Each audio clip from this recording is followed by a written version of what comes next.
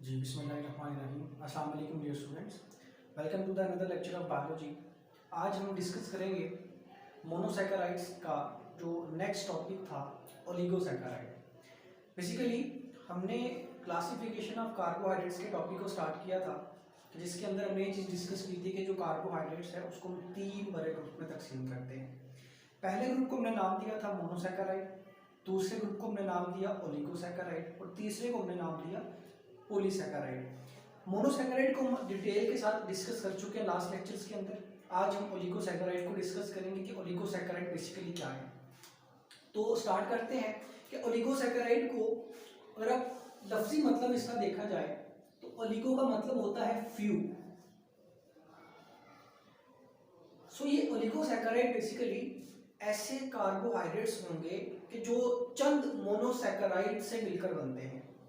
Is that clear? कि चंद monosaccharides को मिलकर बनने वाले जो कंपाउंड्स होंगे, जो कार्बोहाइड्रेट्स होंगे, उनको हम क्या कह सकते हैं? ओलिगोसैकेराइड्स कह सकते हैं। अब वो जो मोनोसैकेराइड्स जो आपस में मिलते हैं वो किस बॉन्ड के जरिए से मिलते हैं, किस वजह से मिलते हैं? वो मिलते हैं ग्लाइकोसिडिक बॉन्ड के जरिए से। मतलब जितने भी मोनोसैकेराइड्स आपस में कंबाइन होंगे तो मोनोसैकेराइड को जोड़ने वाला जो बॉन्ड होगा वो हमारे पास क्या होगा? Glycosidic bond. जैसे डेफिनेशन भी लिखी है कि a bond between two monosaccharides, के दो मोनोसैकेराइड्स के दरमियान में जो बॉन्ड मौजूद होगा उस बॉन्ड को क्या कहेंगे? Glycosidic bond. और ये बॉन्ड हमेशा एक मोनोसैकेराइड के कार्बन और दूसरे मोनोसैकेराइड की ऑक्सीजन के दरमियान में बनेगा। जैसा कि मैं मिसाल देता हूं, यहां पर मेरे पास एक मोनोसैकेराइड है, ये वाला, मैं एमएस से इसको डिनोट करता हूं मोनोसैकेराइड। मेरे पास ये दूसरा मोनोसैकेराइड है। अब ये दोनों के दोनों जो मोनोसैकेराइड हैं ये आपस में कंबाइन कर देंगे, ठीक है जी। लेकिन इसको जो कंबाइन करने वाला जो बॉन्ड होगा, इस बॉन्ड को हम क्या कहेंगे? Glycosidic bond. तो ये ग्लाइकोसिडिक बॉन्ड कैसे बनेगा? इस वाले मोनोसैकेराइड का कार्बन एटम इन्वॉल्व होगा इस बॉन्ड के अंदर और इस वाले मोनोसैकेराइड का ऑक्सीजन वाला जो एटम है वो इन्वॉल्व होगा किसमें? बॉन्डिंग में। और जो इनके दरमियान में जो बॉन्ड बनेगा उसको क्या कहेंगे? Glycosidic bond. और इस तरह से फिर दो मोनोसैकेराइड मिलकर जो कार्बोहाइड्रेट बनाते हैं उसको हम क्या कहते हैं? ओलिगोसैकेराइड्स कहते हैं। ओलिगोसैकेराइड की जो फीचर्स हैं जो आपकी बुक में डिस्कस हैं, सबसे पहले जो फीचर है ये टेस्ट के हवाले से है कि they are less sweet in taste. कि टेस्ट में क्या होते हैं? लेस स्वीट है, मिठास में जो है ये कम होते हैं। अच्छा, यहाँ पर जो है वो एमसीक्यूज के पॉइंट ऑफ व्यू से काफ़ी इंपॉर्टेंट बनता है कि अगर एमसीक्यू ओलिगोसैकेराइड के हवाले से आता है कि दे टेस्ट में जो ओलिगोसैकेराइड है ये क्या है? ये लेस स्वीट है या मोर स्वीट है? तो इसको आपने देख लेना है कि आया कि जो कंपैरिजन किया जा रहा है ओलिगोसैकेराइड का, ये मोनोसैकेराइड के साथ है या फिर पॉलीसैकेराइड के साथ है। अगर तो ये है मोनोसैकेराइड के साथ तो फिर ये क्या होगा? Less sweet. मोनोसैकेराइड की निस्बत ये क्या होंगे? जायके में, मिठास में थोड़े क्या होंगे? लेस स्वीट होंगे। अगर पॉलीसैकेराइड के हवाले से बात की जाए तो फिर ये क्या होंगे? मोर स्वीट होंगे। आगे इसी तरह लेस सोलुबल इन वाटर, पानी में क्या होते हैं? इनकी जो सॉल्युबिलिटी है वो क्या होती है? कम होती है। किसके हवाले से? As compare to the monosaccharide. ठीक हो गया? मोनोसैकेराइड की निस्बत ये पानी में कम सॉल्युबल होंगे और मोनोसैकेराइड की निस्बत ये टेस्ट जो है, इनका जो स्वीटनेस है वो क्या होगी? कम होगी। अगर पॉलीसैकेराइड के हवाले से बात की जाए तो ये क्या होंगे? मोर स्वीट होंगे पॉलीसैकेराइड से, और पॉलीसैकेराइड की निस्बत क्या होंगे? मोर सॉल्युबल होंगे। अच्छा, इसकी जो सॉल्युबिलिटी मैंने पहले भी डिस्कस किया था कि जब जब मॉलिक्यूल का साइज बढ़ता चला जाएगा, जब जब उन मॉलिक्यूल्स के अंदर, कार्बोहाइड्रेट्स के अंदर कार्बन के एटम्स की तादाद बढ़ती चली जाएगी, तब तब उसकी जो सॉल्युबिलिटी है वो क्या होती जाएगी? कम होती जाएगी। इसके बाद अगर हम देखें कि ऑन हाइड्रोलाइसिस के, जब हम इनकी हाइड्रोलाइसिस करते हैं, जब इसको हम तोड़ते हैं तो ये क्या करते हैं? They yield 2 to 10 units of monosaccharide. अगर किसी ओलिगोसैकेराइड को पकड़कर हम पानी की मदद से या किसी भी तरीके से अगर हम ओलिगोसैकेराइड की ब्रेकडाउन करते हैं, ओलिगोसैकेराइड को हाइड्रोलिसिस करते हैं, तो एक ओलिगोसैकेराइड जो है वो 2 से 10 मोनोसैकेराइड में क्या हो जाता है? टूट जाता है। अब कोई भी ऐसा ओलिगोसैकेराइड के जो जिसकी अगर हाइड्रोलिसिस की जाए तो वो दो मोनोसैकेराइड में टूट जाए, उसको नाम देंगे डाइसैकेराइड का। डाई का मतलब ही क्या है, टू।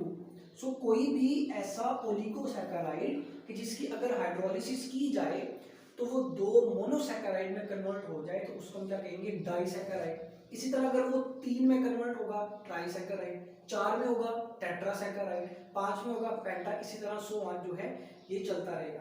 सो 10 तक ये जो है ये कंटिन्यूसली चलेगा, क्योंकि इसमें 10 यूनिट्स क्या होंगे, मोनोसैकेराइड्स के होंगे। मतलब कि दो मोनोसैकेराइड मिलकर भी ओलिगोसैकेराइड बना सकते हैं, ओलिगोसैकेराइड बना सकते हैं। इसी तरह 4 मोनोसैकेराइड मिलेंगे तो फिर भी क्या बन सकता है, ओलिगोसैकेराइड। अब जितने मोनोसैकेराइड मिलकर ओलिगोसैकेराइड बनाएंगे तो तोड़ने पर उतने ही ओलिगोसैकेराइड में से क्या निकलेंगे, मोनोसैकेराइड्स निकलेंगे। सो ऐसा ओलिगोसैकेराइड के जिसको तोड़ने से 2 मोनोसैकेराइड निकले, डाइसैकेराइड का नाम देंगे, 3 निकलेंगे ट्राइसैकेराइड का नाम देंगे। ठीक है जी। तो सबसे ज्यादा जो ओलिगोसैकेराइड पाया जाता है, वो सबसे ज्यादा पाया जाने वाला जो ओलिगोसैकेराइड है वो कौन सा है, बेसिकली डाइसैकेराइड्स। कि ऐसा ओलिगोसैकेराइड जिसको तोड़ने पर 2 मोनोसैकेराइड के यूनिट निकले, सो उसको मिलेंगे डाइसैकेराइड। तो सबसे ज्यादा पाया जाने वाला जो ओलिगोसैकेराइड है वो कौन सा है, डाइसैकेराइड। और डाइसैकेराइड में भी जो सबसे ज्यादा पाए जाने वाले जो कार्बोहाइड्रेट्स हैं वो कौन कौन से हैं, माल्टोज है, लैक्टोज है और सुक्रोज है। अब जो ये माल्टोज है, माल्टोज क्या होता है कि माल्टोज बेसिकली एक ऐसा ओलिगो सैकराइड है, या आप कह लें ये ऐसा डाइसैकराइड है कि जो ग्लूकोज और ग्लूकोज के मिलने से बनता है। ठीक है जी, G for glucose, G for glucose. अगर दो ग्लूकोज को अगर हम मिला दें तो वो क्या बनेगा, एक डाइसैकराइड बनेगा, जिस डाइसैकराइड का नाम हमने क्या रखा है, मैल्टोज रखा है। ठीक है, जो क्या है बेसिकली एक ओलिगोसैकराइड है। इसी तरह जो दूसरा है हमारे पास वो भी क्या है, एक क्या है, कैसे बनता है, ग्लूकोज और ग्लैक्टोज को मिलाने से क्या बनेगा हमारे पास, लैक्टोज बनेगा। अब ग्लूकोज की स्ट्रक्चर भी हम लास्ट लेक्चर में डिस्कस कर चुके हैं। इस तरह फिर ग्लैक्टोज जो है, ग्लैक्टोज आपको जो है साथ पिक्चर में भी आपको नजर आ रहा होगा कि ग्लैक्टोज बेसिकली क्या है। ये इसकी जो शक्ल है तकरीबन ग्लूकोज से ही मिलती जुलती है, सिर्फ एक आध जो है हाइड्रोजन का फर्क है, तो जिसको आप स्ट्रक्चर ऊपर जो है पिक्चर में देख सकते होंगे। तो इसको आप एक प्रैक्टिस के तौर पर जो है आप देखेंगे कहाँ पर फर्क है। दोनों जो है ये पायरीन बेसिकली रिंग्स हैं, तो आपको स्लाइटली सा जो डिफरेंट है वो हाइड्रोजन की पोजीशन में वो आपको इस पिक्चर में नजर आ जाएगा। जो उसके आगे वाला जो है वो कौन सा है, सुक्रोज। अब सुक्रोज किससे बनता है, जब एक ग्लूकोज और दूसरा फ्रुक्टोज मिलता है तब भी क्या बनता है, तब क्या बनता है, सुक्रोज बनता है। और ये तीनों बेसिकली क्या है, डाइसैकेराइड्स हैं, और तीनों को हम ओलिगोसैकेराइड भी कह सकते हैं। अच्छा एक बात याद रखिएगा कि इन तीनों का जो फार्मूला है वो बेसिकली क्या है, C12H22O11। ये तीनों का फार्मूला ये है, ये तीनों एक दूसरे के बेसिकली क्या है, आइसोमर्स हैं, जिनका केमिकल फार्मूला जो है वो बिल्कुल क्या हो, सेम होता है, बट जो उनकी स्ट्रक्चर फार्मूला है वो क्या होगी, डिफरेंट होगी। इसके बाद जो है हम चलते हैं सुक्रोज के बारे में। आपकी बुक में जो है सुक्रोज के बारे में वो थोड़ी सी डिटेल देता है, हम देख लेते हैं कि वो बेसिकली क्या है। सुक्रोज का अगर कॉमन नेम देखा जाए तो इसको हम केन शुगर भी कहते हैं, कि गन्ने से हम इसको लेते हैं, उस बुनियाद पर उसको केन शुगर भी कहते हैं, चीनी जिसको हम जो है आम जुबान में कहते हैं। इसके अलावा जो है फार्मूला देखा जाए तो C12H22O11, इसमें 12 कार्बन है, 22 हाइड्रोजन होते हैं और 11 जो है वो हमारे पास ऑक्सीजन होते हैं।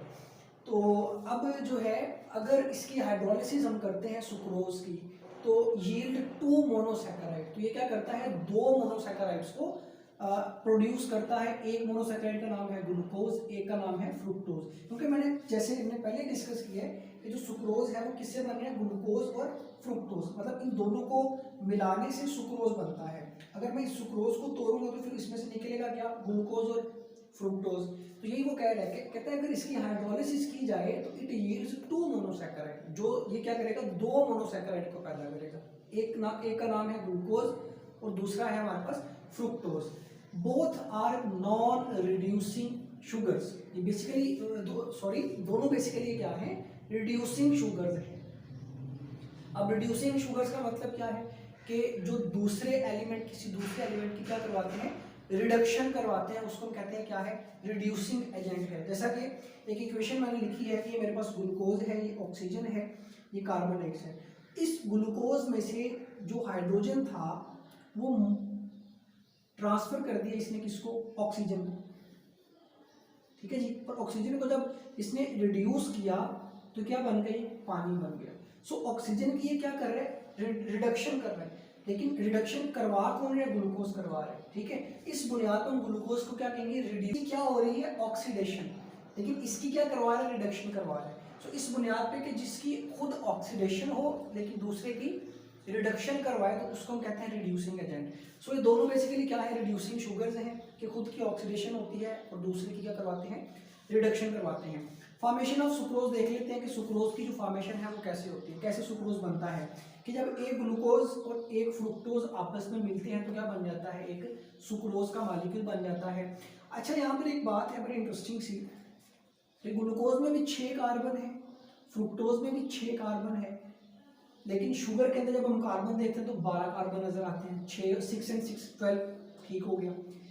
यहाँ पर हाइड्रोजन 12 है, यहाँ पर हाइड्रोजन 12 है, लेकिन यहाँ पर जो हाइड्रोजन है वो कितने हैं, 22, लेकिन 12 और 12 कितने होने चाहिए, 24, लेकिन कितने हाइड्रोजन यहाँ पर 22, कितने हाइड्रोजन कम होगी, 2 हाइड्रोजन कम होगी।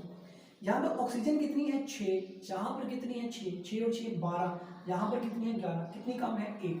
सो बेसिकली वो जो 2 हाइड्रोजन और 1 ऑक्सीजन जो है वो मिलकर बेसिकली क्या बना रहे हैं, पानी के मॉलिक्यूल बना रहे हैं जो इस रिएक्शन के दौरान एलिमिनेट होता है। और ये दोनों ग्लूकोज और फ्रक्टोज आपस में बॉन्डिंग करते हैं और क्या बन जाता है, सुक्रोज का एक मॉलिक्यूल बन जाता है। सो नेक्स्ट जो है आपकी बुक में वो दिखाता है कि ग्लूकोज जो है वो फ्रुक्टोज के साथ कैसे रिएक्शन करता है। तो बेसिकली इस रिएक्शन का जो मैकेनिज्म है वो आपकी बुक में मेंशन करता है, तो इसको भी हम इन शॉर्ट देख लेते हैं कि किस तरह से एक ग्लूकोज का जो मॉलिक्यूल है वो दूसरे फ्रुक्टोज के मॉलिक्यूल से जो है वो कंबाइन करता है। ये दोनों बेसिकली एक दूसरे के आइसोमर्स हैं, केमिकल फार्मूला सेम है, जस्ट स्ट्रक्चर फार्मूला डिफरेंट है। देख सकते हैं कि ये जो ग्लूकोज की स्ट्रक्चर मैंने ड्रा की है जिसमें 6 कॉर्नर रिंग्स है, 6 कॉर्नर रिंग है, और ये दूसरी जो है मेरे पास फ्रुक्टोज की जो है ये डायग्राम मैंने बनाई है जिसमें मुझे 5 कार्बन रिंग नजर आ रही है। इसमें भी 6 कार्बन है, इसमें भी 6 कार्बन, लेकिन जो इनकी स्ट्रक्चर फार्मूला है वो क्या है, डिफरेंट है, केमिकल फार्मूला सेम है।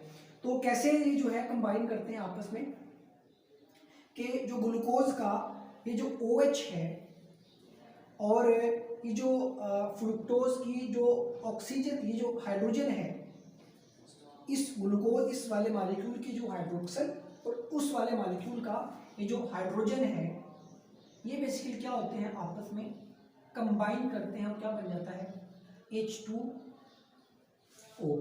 और ये जो ऑक्सीजन है ये बेसिकली ऑक्सीजन इससे बॉन्ड को खत्म करके कुछ इस तरह से अरेंज हो जाते हैं।